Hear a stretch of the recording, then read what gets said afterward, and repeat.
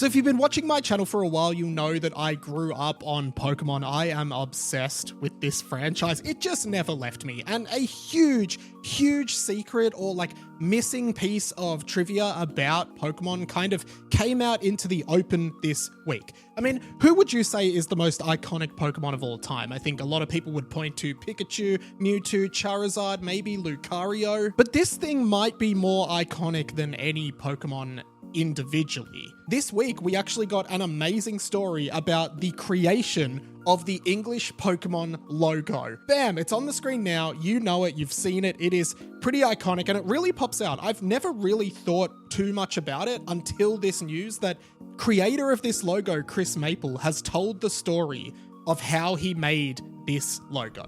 Let's talk about it. What's up guys, Mike here. For more Pokemon content and pop culture content, hit the subscribe button now. Let's do it. I think it's funny because Pokemon is one of the most recognized media franchises in the world. It's up there with like Star Wars, Harry Potter, and the like. And I have probably seen this logo a million times, but never really looked at it in huge detail or like tried to unpack it or even wondered where it came from. Chris Maple is the man who designed the Pokemon logo, and he's told his story online this week and also showcases a few other tidbits, including other designs for the Pokemon logo that he made back when he was drafting ideas for this. So stick around because I'm going to show some of them very soon. The story he tells is that in 1998, he got an unexpected call from the president of Nintendo of America, who basically asked him to have a meeting. He was working as a graphic designer in the USA and was specializing in companies that just needed urgent branding and graphic design. I guess Nintendo of America had tried multiple times to get a good logo for Pokemon, but it just hadn't worked out, so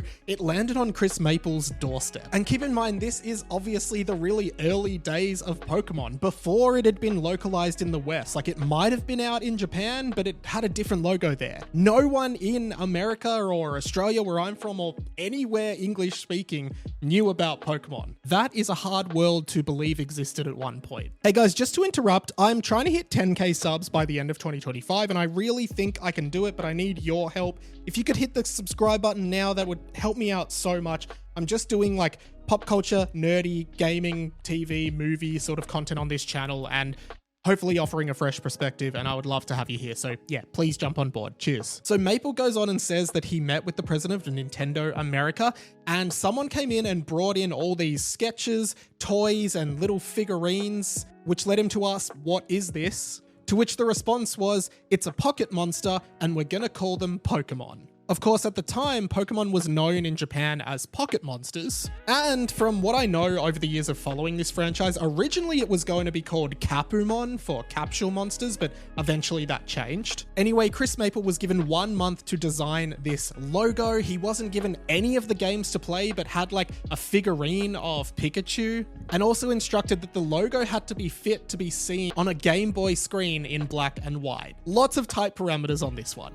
I'm going to put on screen a few of the designs he came up with, and I think my personal favorite is this one here, which to me looks more like an American Saturday morning cartoon vibe. Like, it actually has Batman or Superman kind of vibes on this one, but also I can see maybe why it didn't get picked. In fact, Chris Maple says he put a lot of them up and there was just silence coming from everyone in the room he was showing them to, until he put up the very iconic one we know today. That being said, what he came up with was slightly different. There was a couple different indentations on the P and the E. Nintendo asked him to streamline that, which is what resulted in the logo we know. And I gotta say, I'm happy that we got this. I mean, it's quite inoffensive, but I think the colors are really interesting with the yellow and blue, two primary colors, as opposed to like, I don't know much about art, but like, are they called like composite color? I don't know, just two primary colors, you get it. I mean, this is a really interesting story about the history of one of the world's biggest franchises. I remember there was a video on YouTube where the guy that sung the original Pokemon theme song in America, the "I wanna be the very best," he did like a remade version of that, doing it again, and he talked about how he never even like got paid well to do that, and it became such a huge song.